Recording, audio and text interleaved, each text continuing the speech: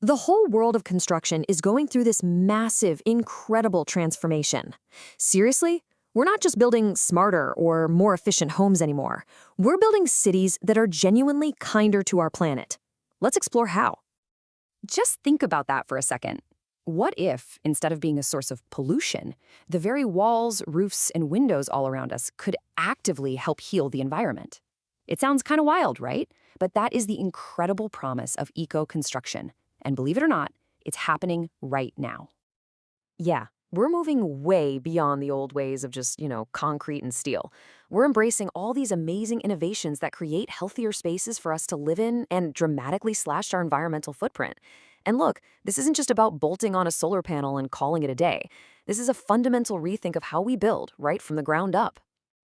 All right, so where do we even start? Well, you start with the very bones of the building, right? Let's take a look at the foundational materials that are making our future homes stronger, safer, and way more sustainable. It's funny, one of the most futuristic materials is also one of the oldest, wood. But hey, this is not your grandfather's log cabin we're talking about. Thanks to some amazing tech like cross-laminated timber, or CLT for short, where you basically fuse layers of wood together, it's now this super strong, surprisingly lightweight building material. And here's the really cool part. A timber building actually stores carbon for its entire life. It literally pulls it right out of the atmosphere. On top of that, it's a fantastic natural insulator, which, cuts down big time on your heating and cooling bills. You know what they say? The most sustainable material is the one you don't have to create from scratch. The whole eco-construction movement is really built on this simple but incredibly powerful idea of reducing waste. And that means turning old stuff into the building blocks for the new. And the sheer variety of what's possible now is just incredible. I mean, we're talking structural frames made from recycled steel, which is just as strong as new steel, but with a tiny fraction of the environmental cost. We're also seeing gorgeous reclaimed timber, roofing tiles made from recycled plastics, and even this super effective insulation made from totally natural materials like hemp and wool. Okay, now for the big one, concrete. Its production is responsible for something like 8% of global CO2 emissions. That's huge. But innovators are creating these incredible alternatives. Hempcrete, for example, is a mix of hemp and lime, but that's not just a great insulator. It is actually carbon negative. It absorbs more CO2 than it produces. It's a complete game changer. Okay, so we've got the foundation and the frame sorted. Let's move on to the building's skin and see how all this builds into a home that doesn't just consume energy, but actually produces it and works with its environment. For years, right, solar power meant bolting these big, clunky panels onto your roof. Well, that whole era is pretty much ending.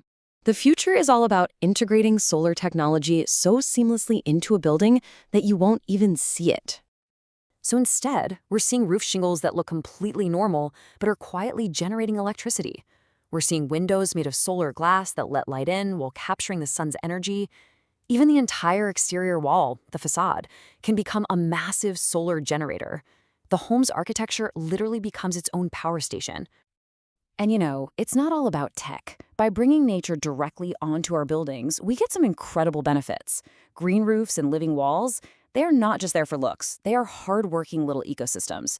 They give you a massive boost in insulation, they suck up pollutants from the air, and they help fight that urban heat island effect, naturally cooling our cities down.